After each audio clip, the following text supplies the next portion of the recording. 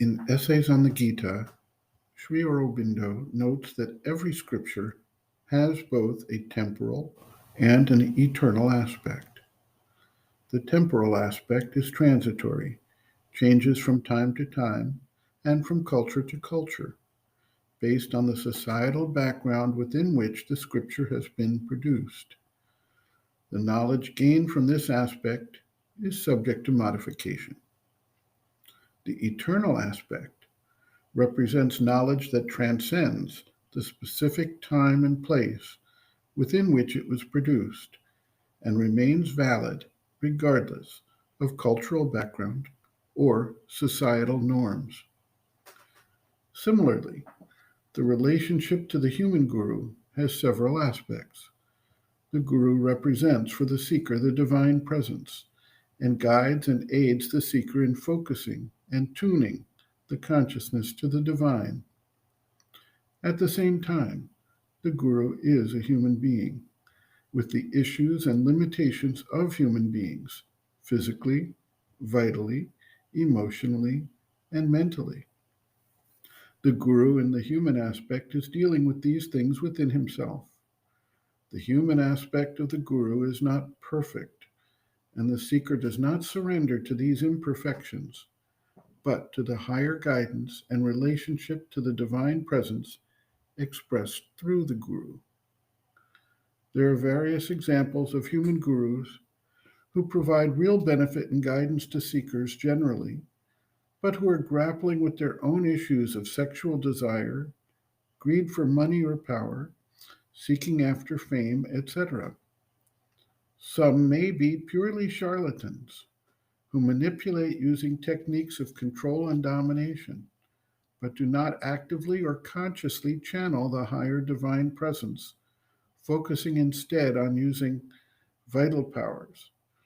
But there are others who are in fact sincere in their ability to tune to the higher consciousness and provide such guidance or influence to the seeker.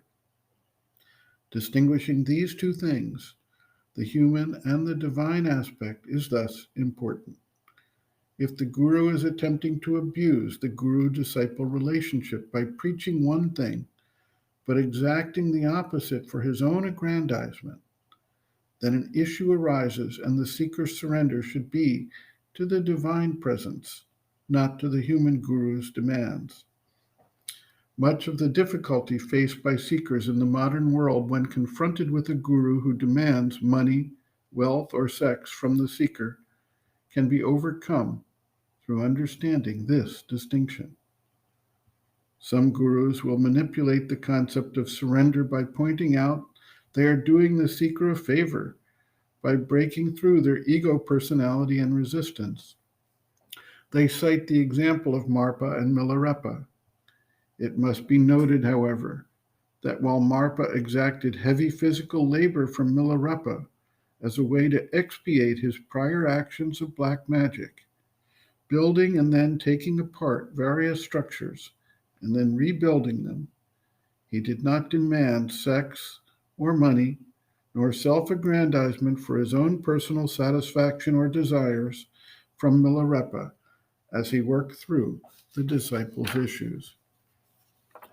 Regardless of the limitations of the guru, a sincere seeking, trust in, and receptivity to the divine presence in the guru can help the sadhak obtain the needed guidance and support.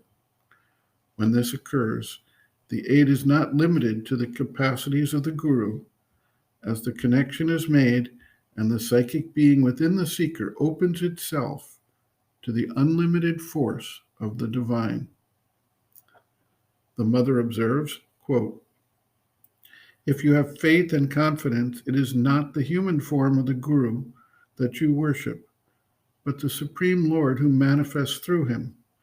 Give yourself unreservedly to the Supreme Lord through whatever channel helps you." End quote. Sri Aurobindo adds, quote, "The guru is the channel or the representative or the manifestation of the divine according to the measure of his personality or his attainment. But whatever he is, it is to the divine that one opens an opening to him. And if something is determined by the power of the channel, more is determined by the inherent and intrinsic attitude of the receiving consciousness, an element that comes out in the surface mind as simple trust or direct unconditional self-giving.